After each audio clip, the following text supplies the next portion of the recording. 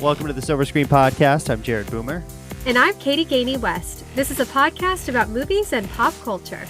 And today we are reviewing the new movie Air, directed by Ben Affleck, starring Matt Damon, Ben Affleck, Jason Bateman, Chris Tucker, to name a few, Viola Davis also in this movie. And this is a story about how Nike acquired Michael Jordan and did a shoe deal with him. So that is what we will be talking about today. Sports-related movie here on the show.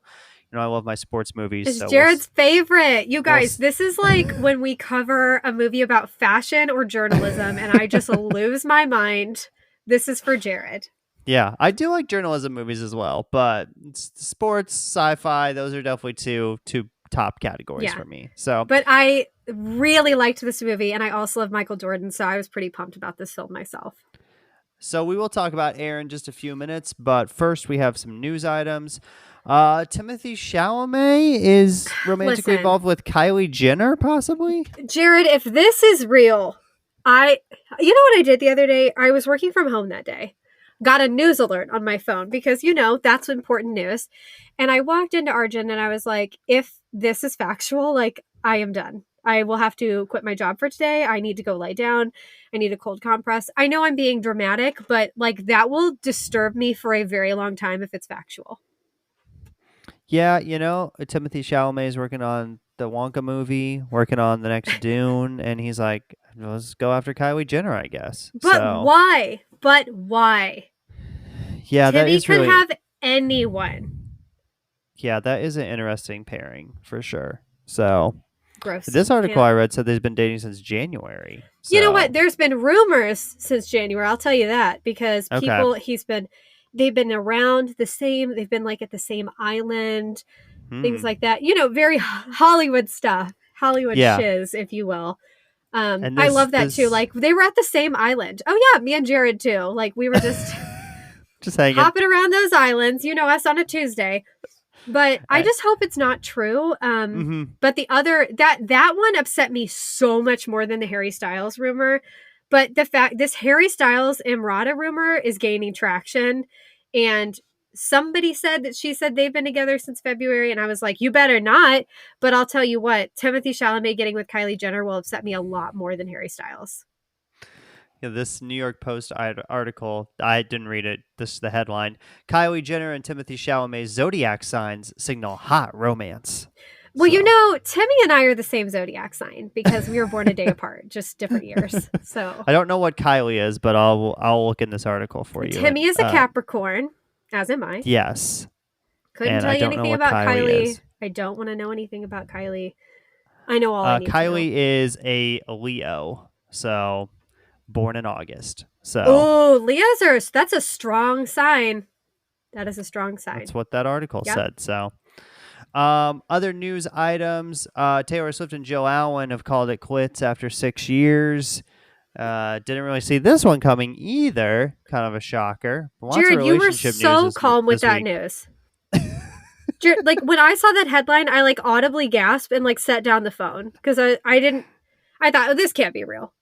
We, as in all the Swifties and the half Swifties, because I'm a half Swiftie, I thought that they had secretly married, that they were like secretly at least engaged, and now they're broken up. And she's changed some of the songs for her set list for the concerts. It's really sad. Has she? Okay. Yes. So she was doing Invisible String, and now she's changed it to The One. Okay. I mean, stab me in the heart, metaphorically. It's just so sad. And The One, that's one of my favorite songs she's ever done. But it's devastating now to think of her singing that while thinking about Joe. So, sad day for Taylor Swift and Joe Alwyn. It is a sad day, Jared. The Swifties are in mourning. But Jared, in happy news, did you hear about Hilary Swank having her twins at age 48, and she had a boy and a girl. Shout out, boy-girl twins. Shout out to Hilary Swank. That's great. We love twins. Yeah. Yep. We're love a twin. Pro-twin podcast here. Definitely. But boy-girl twins especially. Also, not naming names, someone did ask me this week if Sean and I were identical. And I was like, nope, still not. He's a boy, I'm a girl. Still not. But And you know what? If people are wondering on this podcast, just so you know, boy-girl twins cannot be identical if you are unclear on that. They are fraternal. So yep. Cannot be identical. Yeah. Different parts. Can't do it. True that. So there's your health lesson for today. Congrats, Hilary Swank. She's giving women hope everywhere. 48 years old. It's awesome. Amazing. So that's a modern marvel, is what that is. It really is, honestly. So yeah. No corrections this week. On to recommendations. I have 2. I finished the book Carrie Soto is Back by Taylor Jenkins Reid, sports book. So I thought I would mention on this sports-centric podcast. Very clever. How was it? I have to read that. It was pretty good. I did not like. Now I have not read all of Taylor Jenkins Reid's books, but I know she's very popular.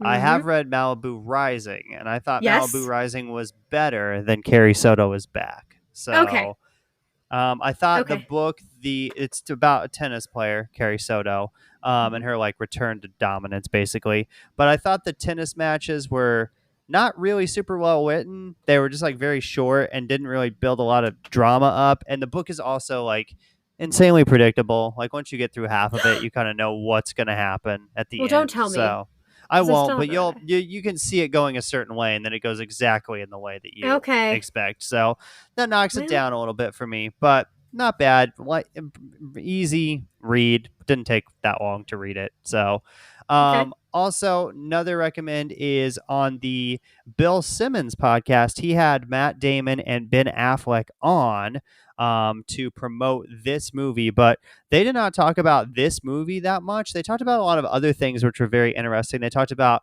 forming their production company and how they're trying to work on that and which Actors kind of equity. movies to work on and movies to finance and things like that. So that was interesting if you want some behind the scenes of the business type news. And then they also talked about, I thought this was interesting, how sometimes you get fame and you get attention, but you don't really want it. Like Ben talked about how he's obviously been in the tabloids, and his younger days was in the tabloids a ton. And that was never really a problem for me because I just married somebody outside of the business and was never really in the Hollywood spotlight. So that was interesting to hear. And then also they talk about 1.2 how Matt Damon's career was really at like its highest peak when he was doing the Bourne movies. But at that same time, Ben Affleck was kind of at his lowest, doing not really any movies that were super duper popular. So that was interesting to hear too, how they're very good friends. And so they're talking about their friendship and how they were trying to help each other get through that. And it's about an hour 15-minute conversation that they have with Bill Simmons. And then the last 15 minutes, they talk about the movie just to get that in there. But it was interesting. And they really opened up. It was pretty candid, authentic conversation, I thought, which I thought was, you just don't get that a ton from celebrities. So it was a compelling listen. So I love hearing those two talk. And I've talked about it on the podcast. The Boston accent is one of my favorite things in this entire world. I would pick the Boston accent over so many other accents. But obviously I'm a Matt Damon stan for sure out of the two of them.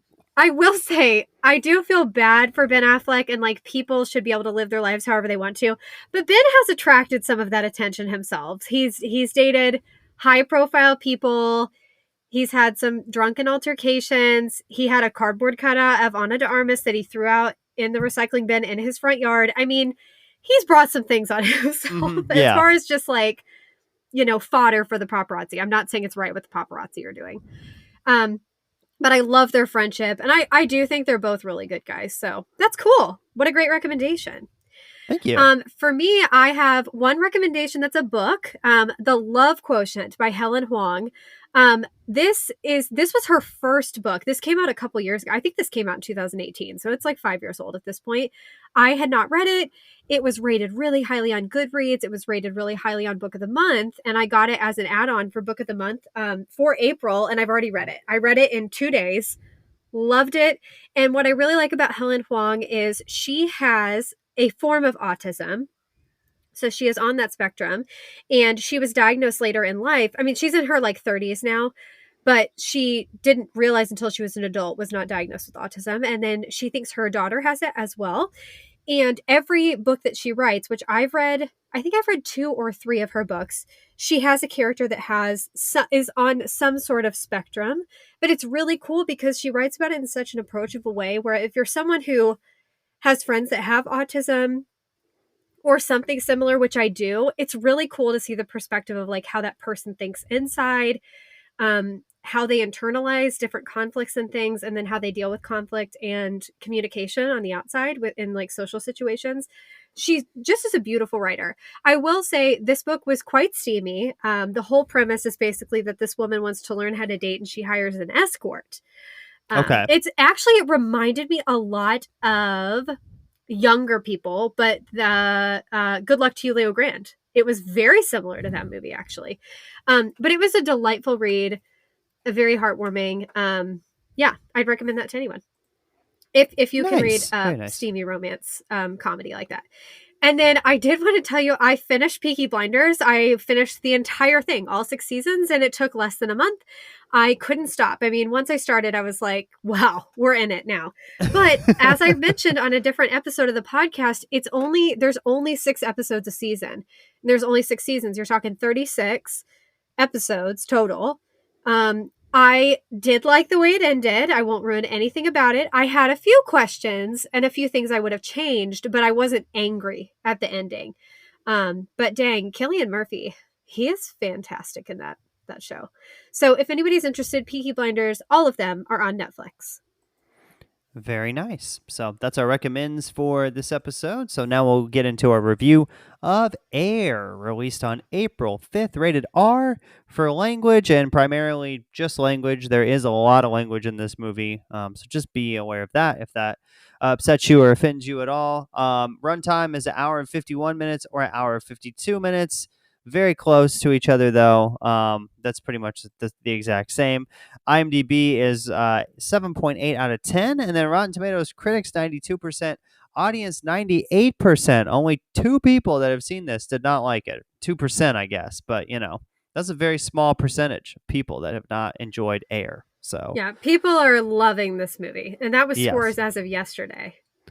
So box office wise, it hasn't done amazing. Domestically, $20 million. Worldwide, $30 million.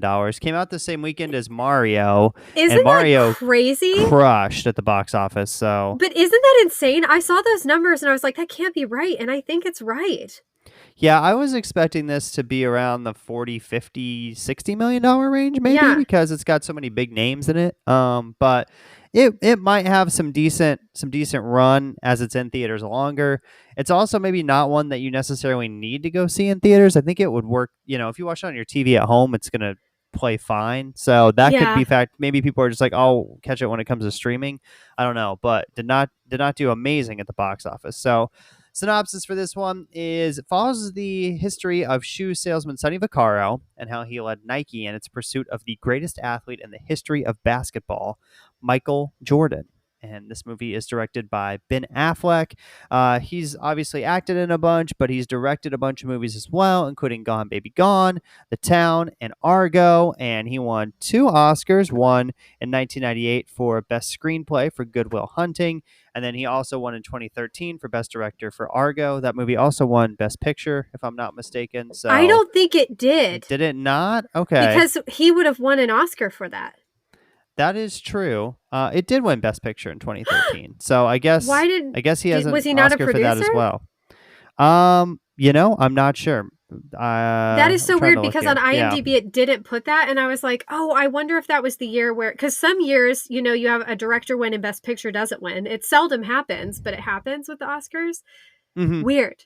Although IMDb has changed some of their formatting lately, so that could have been my mistake. It looks like he was a producer on that movie along with George Clooney, so he should have got an Oscar for winning Best Picture. Maybe he has multiple ones sitting at home. Not sure. Sorry, everyone. Well, yeah. Next up, he will direct Witness for the Prosecution and Keeper of the Lost Cities. And we'll take a quick break here on the show. We'll come back. We'll talk about the cast for this one and our likes and dislikes for Air. And we're back here on the Silver Screen Podcast talking about Air. And the lead role is Mr. Matt Damon as Sonny Vaccaro. Thank you so much, Jared. First, I do want to say over the commercial break, I did look up, if you just Google how many Oscars does Ben Affleck have, it says 2. I don't understand this, but it says 2. Wait a second. If you click on, everyone, I'm shooketh to my core here. We have, okay, now this is weird. This says he has 1 for Best Picture, and this other one says Best Writing. Okay. But I thought it was for Director for Argo. Let's see. I don't know who's wrong here. If you could investigate it, Jared, I would greatly appreciate it. So he did not win for Best Director. Ang Lee won for Best Director that year for Life of Pi. So he does have 2 Oscars. Okay. 1 for Best Picture, 1 for Writing. Everyone, I'm so sorry. Also, I think, does IMDb have that wrong then? They might, yeah. If it says he won for Best Director, he did not win for Best Director in 2013. So I'm going to double check that. We should write to them. Also, did you see there was a 1-minute discrepancy on this film for minutes, like the runtime? I did, yes. Okay, so sorry everyone, I didn't mean to waylay this. It's loading here so I can double check this. But okay, now that you say that, that makes a lot of sense, because I remember that year people were in an uproar because they thought he did such a good job with Argo. But that's the Best Picture one, that's right. That definitely sounds correct. Okay, so everyone, IMDb is not wrong. This is called human error, and the error is me. The human is me. So I just wrote it wrong. My apologies. I wanted him to win Best Director, I guess. Anyway, Jared, that crush alert button, could you please lay on that for a second for Matt Damon? Thank you. I mean, he's no Chris Pine, but I do love Matt Damon very, very much. Also, peak hotness for him is Good Will Hunting, one of my favorite movies of all time. Matt in this movie plays Sonny Vaccaro. He is, of course, best known for Good Will Hunting, The Martian, The Departed, The Talented Mr. Ripley, Stillwater, Ford vs. Ferrari, and the Bourne Identity franchise. He's been nominated for 5 Oscars, and in 1998, he also won the Best Screenplay Oscar alongside Ben Affleck for Good Will Hunting. He has 3 upcoming projects, including The King of Oil, The Instigators, and Oppenheimer, which I am very, very, very excited about. Yes, pumped for Oppenheimer. So next, we have Chris Tucker. Haven't heard from him in a while. He is so good in this film. He plays Howard White. Chris Tucker is originally from Atlanta, Georgia. He is best known for Rush Hour, Rush Hour 2, Rush Hour 3, Money Talks, and Silver Linings Playbook. At one time, I didn't realize this, but at one time, he was the highest paid actor in Hollywood. He is still very active in stand-up comedy. He's been doing a lot more stand-up comedy than movies in the last decade or so. But next up, it says he will star in Rush Hour 4. Huh, okay, very cool. They must be doing another one. Lastly, we have the incomparable Viola Davis playing Dolores Jordan. Word on the street is that and Ben Affleck said this, that the only request Michael Jordan had was that Viola Davis play his mother in this film. She is, of course, a revered actress and now EGOT winner, known for The Help, Suicide Squad, Widows, Fences, and The Woman King. She's been nominated for 4 acting Oscars for Doubt, The Help, Ma Rainey's Black Bottom, and in 2017, she won Best Supporting Actress for her role in Fences. She already has 6 upcoming projects listed, including an untitled Harriet Tubman project, Operation Othello, and The Hunger Games, The Ballad of Songbirds and Snakes. Interesting. And this movie has a fantastic, fantastic supporting cast. It was very hard for me to pick and choose who to highlight. But this movie is also starring Jason Bateman, Ben Affleck, Julius Tenen, I'll come back to that in a moment, Chris Messina, Damian Delano Young, who plays Michael Jordan, and Marlon Wayans, who is looking, can we just take a moment? Marlon Wayans is looking so good. He is aging like a bottle of fine wine. I gasped when I saw him during this movie. Woo! So good. Okay. My fun fact, Julius Tenen, I did not have to look this up. I did to fact check, but I knew this in my little memory bank. That is Viola Davis's husband in real life. They have been married since 2003. So it's cute that very they got to nice. play Mr. and Mrs. Jordan in this movie. Yeah, that's very cool. So, some likes for this movie. First up, big like is this is an hour and 50 minutes. This is very well paced. At no point was I bored or thought it was slow or it was like, you should cut this. Never had that thought during this movie. I was just like, this movie knows the story it wants to tell. It knows exactly how long it's going to take to tell that story. And here it is, like with no fat, really. It's very nicely edited, trimmed, just really good length. Couldn't agree more. The movies that don't need to be 8 hours long include action movies, sports movies, and comedies. They don't need to be hours and hours and hours long. Please stop doing it, Hollywood.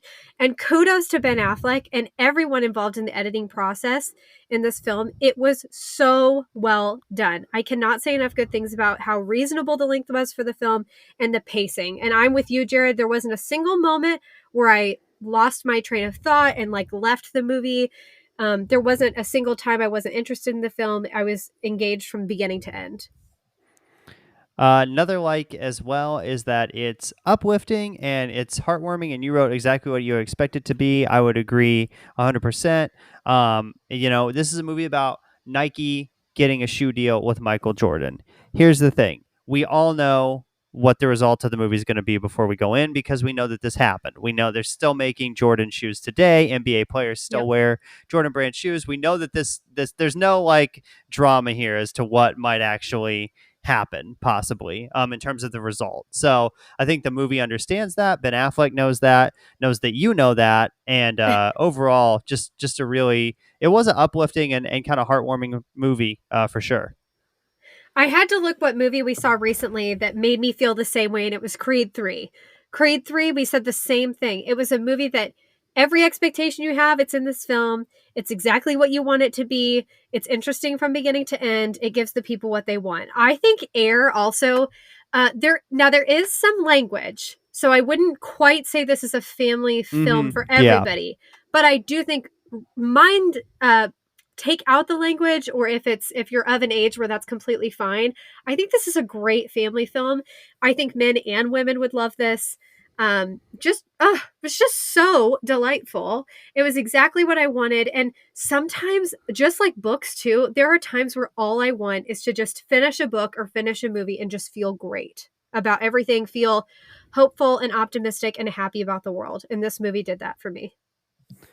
Another like that I had as well for this movie is that I think it's got some core things that are really like just positive things to focus on. Like, this movie's about taking risks, and that's a big part of the movie, is like, hey, we're going to take this risk, we're going to try to do it. It might not work out, but if it does, it's going to be awesome for us. So, and Matt Damon goes through a lot of adversity in the movie, getting told no a lot, but still powers on to try and get this done.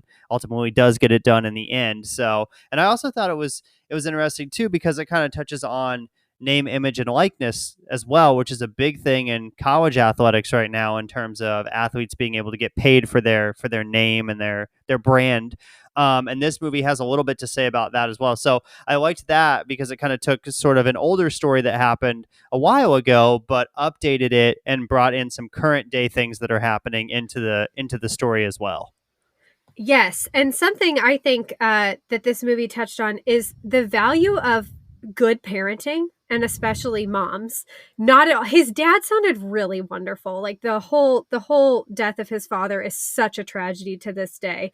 But Dolores Jordan, that is the kind of mom you want in your corner. Just unbelievable strength and optimism in her son, and advocated for him, and that's what you want. I think if you're a child, that's what you want your parents to be, and if you're a parent, you want the best for your children. And Dolores is so responsible for that likeness conversation that Jared was talking about, and saying Michael should get a percentage of every shoe that's ever made. You're using his likeness. And then when Nike fought back and said no one's doing that, then everybody's going to want it. And it changed the game. And it should have, because he should get those proceeds. And I mean, he does make, I think, didn't they say $400 million a year he gets just from shoes? to this day. And he doesn't really even have to do anything for that. No, he doesn't have to do anything for the rest of his life. He's just sitting at home making $400 million because of shoes. But honestly, that's because his mom advocated for him. So you know what? That's a boss move. For me, I wanted to point out this movie, to me, I just kept thinking nostalgia. This is a perfect film, I think, for my age group, because especially, I wish I could have seen this with my brother, because I've mentioned before, we were obsessed with Space Jam. We thought Space Jam was like the movie to end all movies, because Michael was in it, Charles Barkley was in it, the Looney Tunes, it had everything you wanted. We were there at the perfect time. And there was so much in the film from the 80s that I know about, that I either remember or I know about. And I wasn't alive in 84, but there was the music and everything, the cassette tapes, the car phones. I remember that becoming a big thing. There's so much of this that I think if people are in their early 30s or very, very late 20s, I think this movie is really going to be special for you from that perspective as well. I also liked that this movie was funny in a lot of parts. I mean, Matt Damon is a very charismatic actor, and they use that to their advantage in this film. Ben Affleck is playing Phil Knight, the owner, CEO of Nike, who is an odd dude. And I thought that Ben Affleck kind of captured that pretty well, also in the fact of with his crazy outfits and his feet, his bare feet up on the desk, which you see at the end of the movie that was a thing that Phil Knight did all the time, and just his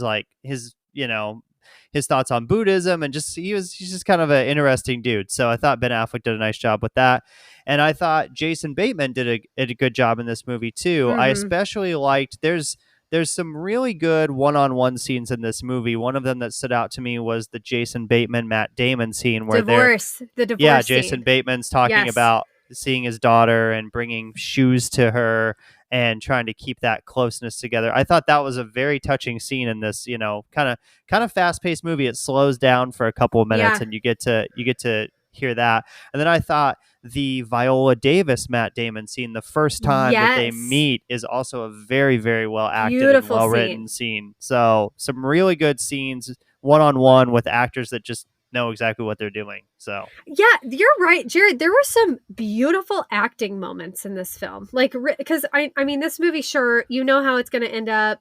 You got cute jokes, funny sayings, there's some swearing, there's some like eccentric bosses like Phil Knight, but there was some beautiful acting.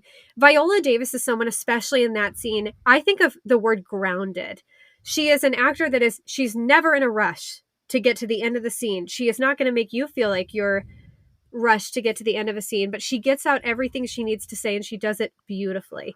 And then that scene with Matt Damon and Jason Bateman, I agree with you. I was very touched by that scene, especially knowing people who are going through the process of divorce now or have divorced, and that battle with kids, and also where did I go wrong and how to navigate those situations. And I thought what was beautiful too in that scene was Matt Damon's character having humility and saying, I'm sorry, that he's gotten carried away with his job and drag some other people into this dream.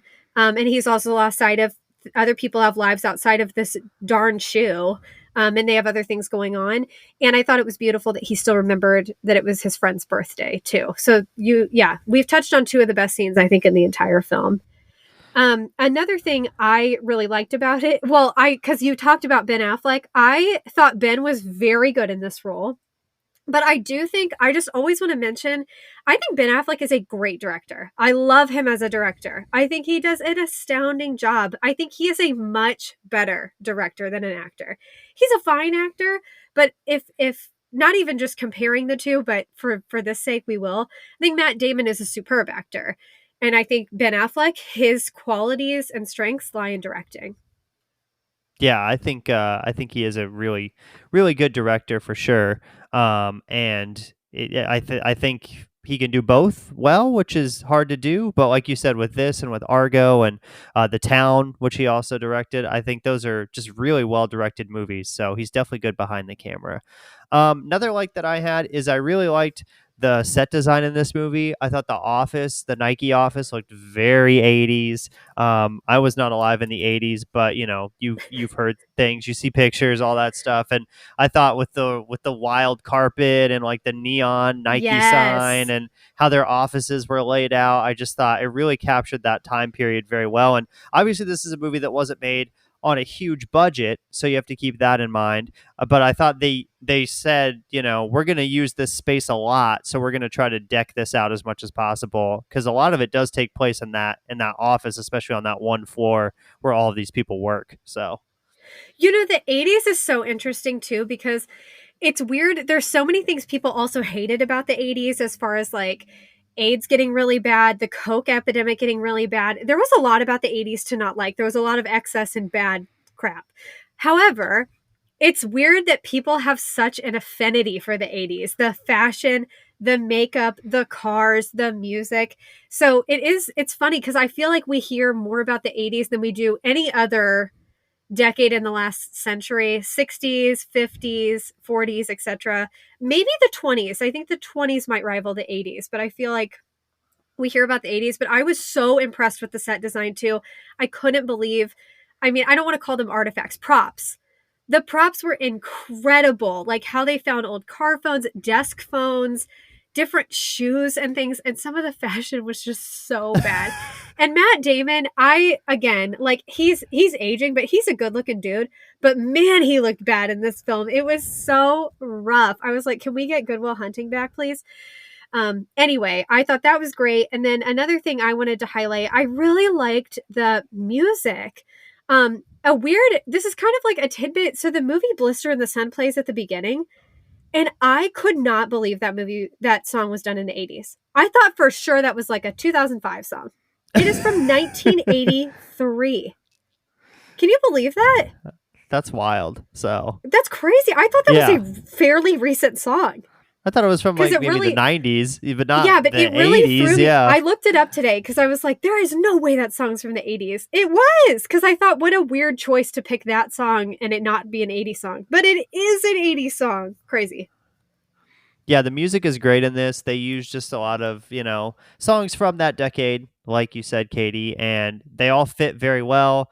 I really enjoyed the music in this movie. It definitely sets the mood at times to keep it fun and lighthearted, and to kind of see what they're dealing with. So, I also liked the drama at the end of the movie. That the shoe deal is going to get done, but you don't know, maybe if you haven't researched it going in, that Viola Davis wants the percentage of every shoe goes back to Michael because it's using his name and his brand. So there's a little bit of a debate with that, in terms of Matt Damon having to go to Ben Affleck and saying, can we do this? Should we do this? Ben Affleck saying, yeah, go ahead and close the deal. And then, there's a great moment of elation there at the end when they do land the deal and finally get it done. And I really liked, like, Jason Bateman in that scene. I thought was really good, because he like comes out of his office not knowing really what's going on, and then runs over to Matt Damon and is like, did we get it? And then they have a nice moment there too. So thought that there was some drama added at the end of the movie, which, even though it's a predictable story, was kind of nice to see. So I liked that too. I especially liked how Matt Damon's character, Sonny, spoke to Dolores Jordan. And I liked how she spoke to him. It felt like they were on even footing, even though they were different races and different genders. It was really nice to see how he talked to her like a person, even though he was conducting business, and she did the same. She didn't pull a "I'm a mom" card. She didn't say, we don't come from money. There was none of that from either of them. It was so impressive. But anyway, I loved that conversation too. And my last I wanted to mention was that I've mentioned this on other episodes. I really like when end credits give historical facts and pictures of real people. I think that also demonstrated in this movie how closely aligned everybody looked to the characters, which was wild. I did think it was really sad that Pete, the guy that designed the shoe, that he died a month before they announced the production of this film. So he didn't know. And then I was in awe. I could not believe Marlon Wayne's character really had the "I have a dream" speech. I could not believe that was real. That he had, I forget the character's name, but he apparently talked to Martin Luther King Jr. on the day that he delivered that speech, and he turned down a $3 million offer for that piece of paper so he could keep it. I thought for sure, I was like, oh, that's a made-up story. It's true. But I really liked the end credits. I think they did it. Again, it was just like, it was really good from start to finish. Mm-hmm.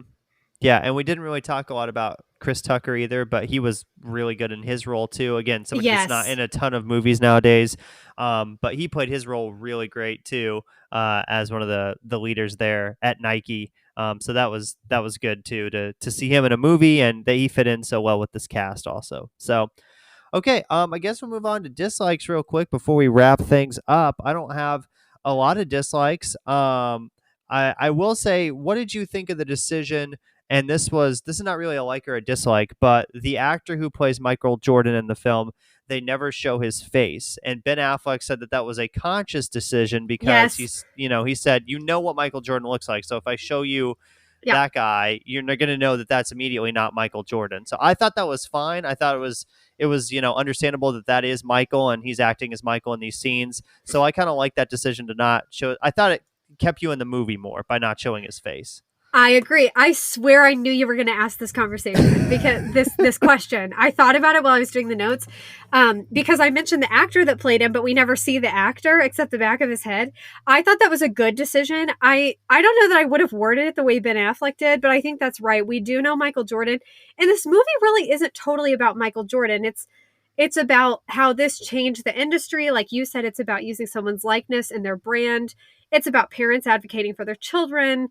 And we know enough about Michael Jordan. We don't really need to know more. You know what I mean? Like, we already know a lot. And we learn a lot about him without seeing his face. And I think that at some point in the movie, if we would have seen his face like an hour and a half in, it would have been too little too late. So I agree with the choice to not show his face, and I liked that. Dislikes for this movie, not a ton. Obviously this is not a women-focused story, although it does have a strong woman in it in Viola Davis playing Michael Jordan's mother, but is not really women-centric. She's the only woman in the film throughout the whole movie. Except for the hot secretaries. Yeah. Who get ogled by the creepers in the office. Yeah, go ahead. Sorry. Oh, I was going to say, what if you had anything to say about that? So, well, that I told Jared I had trouble coming up with dislikes for this film. I really did. I was kind of scratching my head about it. I can't really docket points. I can't docket points for not having women when women were not central to the story at that time. But I want to bring it up. I don't want to be a broken record to people, but I just want to point that out because we keep getting movies, these blockbuster movies, these feel-good movies, and there's like no women to be seen.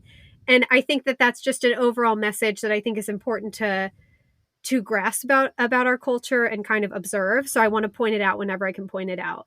But I don't think it's the fault of the movie itself for that. Yeah, I can't really think of any other dislikes. Like we said, very well paced, well edited, interesting story, good acting, good script. Yep. It's kind of all you need for a good movie. So it does. Yeah. I left the theater thoroughly entertained, was happy that it was under 2 hours, would definitely watch it again probably at some point, not super soon, but in like 3 or 4 years, if this is on HBO and I'm scrolling through, I was like, oh yeah, that was a great movie. So, it definitely, I think, has some of that rewatchability quality. And I think this movie appeals to a lot of different age groups as well. Like this could be something that I could watch. I could see my dad really enjoying this movie. People that know a lot about Michael Jordan, like you said, that grew up in the 80s and 90s, I think would enjoy this. Even younger people today who maybe don't know the story about Michael Jordan and how this came to be and, his prominence and stuff like that, that could be interesting as well. So I think this appeals to a lot of different people too. Yes. Okay, on to our scores. You're going first this time. Yes. Okay. I'm giving this a high 90s score. Again, this movie too, when I can't really compare this to other films because just based on this movie matched everything I wanted it to match. It was great. I couldn't really think of anything I didn't like about it. It's exactly what I wanted. It was well paced, well acted. There's some beautiful moments in it, and it's a great story. It's a very American story. Anyway, I'm giving this a 94%. And it's definitely top 2 favorite movies I've seen in 2023 so far.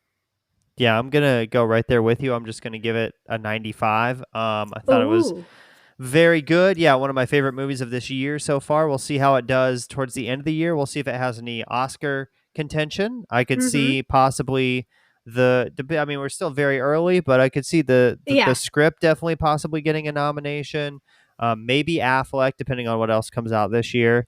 And maybe Viola Davis as well. I mean, she's always a contender for Oscars and whatever she's in, and she's very good in this in a supporting role. So that could definitely be a possible nomination for her. I mean, this time last year, we had Everything Everywhere All at Once come out. So, you know, it has been proven that movies can have enough steam and stamina to make it to the Academy Awards almost a whole year later. So, okay, well, that's our thoughts on Air. You can follow the show on social media at Podcast Silver on Twitter and Instagram. Search the show on Facebook, Silver Screen Podcast, and then follow us on Letterboxd. We've got our profiles in the description and the show notes. You can click there and follow us and see what else we are watching. And we're going to take a little bit of a break. Katie will be traveling a little bit, so we're going to have a little bit of time off, and then we're a little bit unsure what we're going to do right when we come back. We might do Guardians of the Galaxy. We will definitely be doing Guardians of the Galaxy. It's just if we're going to do something before that or not. We're not 100% sure yet. So, yes, there are some good movies coming out, but there's not like any blockbusters. So we're going to see how some things do in theaters and stuff, and we'll see. But I appreciate you all being patient for me to be able to go on a vacation. And when we return, we will have Guardians of the Galaxy Volume 3 for you. Until next time, we'd like to thank the Academy.